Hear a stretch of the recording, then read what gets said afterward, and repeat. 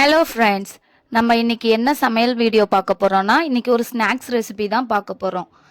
வாங்க இதை எப்படி செய்யலான்றத இந்த வீடியோவில் போய் பார்க்கலாம். ஃபர்ஸ்ட்டு என்ன ஸ்நாக்ஸ் பண்ண போறோம்னா, ராகி சிமிலி எப்படி பண்ணுறது தான் இந்த வீடியோவில் பார்க்க போகிறோம். அதுக்கு முதல்ல அடுப்பை பற்ற வச்சுட்டு ஒரு கடாயை வச்சுக்க வேண்டியதுதான். 1/2 கப்பு போல் வேர்க்கடலை சேர்த்துக்கிறேன்.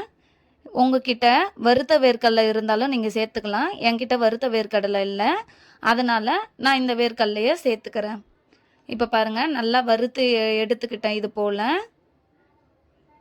இப்போ நல்லா வறுபட்டுருச்சு. இதை ஓரமாக வச்சுட்டு ஒரு பாத்திரத்தை எடுத்து வச்சுக்க வேண்டியதுதான். அதில் 1 கப்பு போல் ராகி மாவை சேர்த்துக்க வேண்டியது தான். ராகி மாவு சேர்த்துட்டு நல்லா சுட தண்ணியை ரெடி பண்ணி வச்சுக்க வேண்டியதான். கொஞ்சம் போல் உப்பு சேர்த்துக்க வேண்டியதுதான். இப்போ உப்பு சேர்த்துட்டு இந்த மாவு கூட எல்லாத்தையும் ஒட்டுக்கா போட்டு மிக்ஸ் பண்ணிக்க வேண்டியதுதான். இப்போ இந்த டைமில் நம்ம ரெடி பண்ணி வச்சுருக்க சுட தண்ணியை எடுத்துகிட்டு வந்து கொஞ்சம் கொஞ்சம் போல் சேர்த்து பிசைஞ்சிக்க போகிறோம். இப்போ பாருங்கள், சுட தண்ணி கொஞ்சம் ஊற்றிட்டேன். கை வச்சு கிளற முடியாதுன்றதுனால ஒரு ஸ்பூன் வச்சு கிளறிக்கோங்க. கொஞ்சம் கொஞ்சமாக ஊற்றி கிளறிக்கோங்க. இப்போ 1 கப்பு ராகி மாவுக்கு 1/2 கப்புலேருந்து 3/4 கப்பு போல் சுட தண்ணி தேவைப்படும். இப்போ நல்லா போட்டு இதை ஒன்றா மிக்ஸ் பண்ணிக்கோங்க. கொஞ்சம் சூடு ஆறினோன்னே நீங்கள் கை வச்சும் மிக்ஸ் பண்ணிக்கலாம். கொஞ்சம் கொஞ்சம் போல் மிக்ஸ் பண்ணிக்கோங்க. வேணுன்ற அளவு தண்ணி ஊற்றி ஊற்றி மிக்ஸ் பண்ணிக்கோங்க.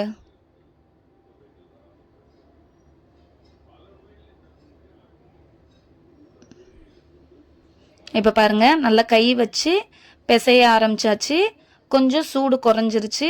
கை பொறுக்கிற சூடு தான் இருக்கும். அந்த டைமில் நம்ம நல்லா பிசைஞ்சு எடுத்துக்க வேண்டியதான். சப்பாத்தி பதம் பிசையாதீங்க, இன்னும் கொஞ்சம் தண்ணி எக்ஸ்ட்ரா இருக்கிற மாதிரி பண்ணிக்கோங்க. ஏன்னா இதை நம்ம தட்டி தான் எடுக்க போகிறோம்.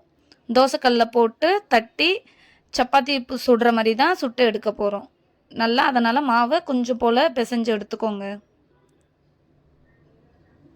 இப்போ இந்த பிசைஞ்சு வச்சுருக்க மாவை நம்ம உருண்டைகளாக பிரித்து எடுத்துப்போம். நான் ஒரு 4 உருண்டை போல் பிரித்து எடுத்துக்கிறேன்.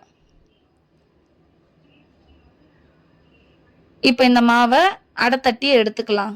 அதுக்கு அடுப்பை பற்ற வச்சுட்டு தோசைக்கல்லை எடுத்து வச்சாச்சு. இப்போ அதில் கொஞ்சம் போல் எண்ணெய் ஊற்றிட்டு நல்லா கல் சூடு இறந்ததுக்கப்புறமேட்டு நம்ம அடையை தட்டி எடுத்துக்க வேண்டியதுதான். இப்போ பாருங்கள், நீங்கள் அப்படியே டைரெக்டாகவும் நீங்கள் அடை தட்டி எடுத்துக்கலாம். இல்லைன்னா நீங்கள் வாழை இலை, அப்படி இல்லைன்னா எண்ணெய் கவரு, இதில் கூட நீங்கள் தட்டி அதில் சேர்த்துக்கலாம். நான் டைரெக்டாகவே தட்டி எடுத்துக்கிறேன். நமக்கு ஷேப்பு முக்கியம் இல்லை, ஏன்னா இதை பிச்சு தான் போட போகிறோம். அதனால் எப்படி இருந்தாலும் ஓகே தான். இப்போ இதில் கொஞ்சம் எண்ணெய் சேர்த்துக்க வேண்டியது தான், அது வேகிறதுக்கு. இப்போ ஒரு 3 நிமிஷம் போல் இந்த பக்கம் வேகிறதுக்கு விடுங்க. இப்போ பாருங்கள், கொஞ்சம் வெந்துருச்சு. இப்போ இதை நம்ம திருப்பி போட்டுக்கலாம். இப்போ பாருங்கள், நல்லா வெந்தது தெரியுதுங்களா? அதே போல் அந்த பக்கமும் ஒரு 3 நிமிஷம் வேக விடுவோம். இப்போ வெந்துடுச்சு. இப்போ இதை நம்ம ஒரு பாத்திரத்தில் மாற்றிக்க வேண்டியதான். இதே போல் இருக்கிற எல்லாத்தையும் நம்ம சுட்டு எடுத்துக்க வேண்டியதான். அவ்வளோதான், எல்லாத்தையும் அடை தட்டி எடுத்தாச்சு. இங்கே பாருங்கள், அந்த 4 அடையும் ரெடி ஆயிடுச்சு. இந்த பக்கம் வேர்க்கடலை வறுத்து வச்சுருந்ததில் தோல் உரித்து எடுத்து வச்சாச்சு. இதுக்கு 1/2 கப்பு போல் வெல்லமும் எடுத்து வச்சாச்சு. 1 கப்பு மாவுக்கு 1/2 கப்பு வெல்லம், 1/2 கப்பு வேர்க்கடலை. இப்போ இது எல்லாத்தையும் ஒன்றா எடுத்து வச்சிட வேண்டியதுதான். இப்போ நம்ம சுட்டு வச்சுருக்க ராகி மாவு அடையை நல்லா பிச்சு போட்டுக்க வேண்டியதுதான், கொஞ்சம் சூடு ஆறுனதுக்கப்புறம். இப்போ எந்த அளவுக்கு முடியுமோ அந்த அளவு நம்ம பிச்சு போட்டுக்க வேண்டியதான். இப்போ இதை பிச்சு போட்டு ஒரு ஜாரில் சேர்த்துக்க வேண்டியதுதான். எல்லாத்தையும் நல்லா ஒரு பெரிய ஜார் எடுத்து சேர்த்தாச்சு. இதை மிக்சியில் போட்டு நம்ம நல்லா அரைச்சி எடுத்துகிட்டு வர வேண்டியதான். கொஞ்சம் கொரப்பாக இந்த ஸ்டேஜ் போல் நல்லா அரைச்சி எடுத்துக்கோங்க. இதை ஒரு பாத்திரத்தில் தட்டிட வேண்டியதான். இப்போ பாருங்கள், எல்லாத்தையும் கொட்டியாச்சு. இப்போ இதே மிக்சி ஜாரில் நம்ம வேர்க்கடலையும் வெல்லத்தையும் ஒன்றா போட்டு அரைச்சி எடுத்துக்க வேண்டியது தான். அதுவும் கொரப்பு போல் அரைச்சி எடுத்துக்க வேண்டியதான். நைஸாக இருக்கணும் வேண்டிய அவசியம் இல்லை. இப்போ பாருங்கள், வேர்க்கடலை போட்டாச்சு, 1/2 கப்பு வெல்லமும் போட்டாச்சு. இதை போய் நம்ம அரைச்சி எடுத்துக்க வேண்டியதுதான். இது மாதிரி போல் எடுத்துக்க வேண்டியதுதான். இப்போ இந்த பவுடரை நம்ம அரைச்சி வச்சுருக்க அந்த ராகி அந்த அடை பவுடர் இருக்குல்ல, அது கூட சேர்த்துக்க வேண்டியது தான்.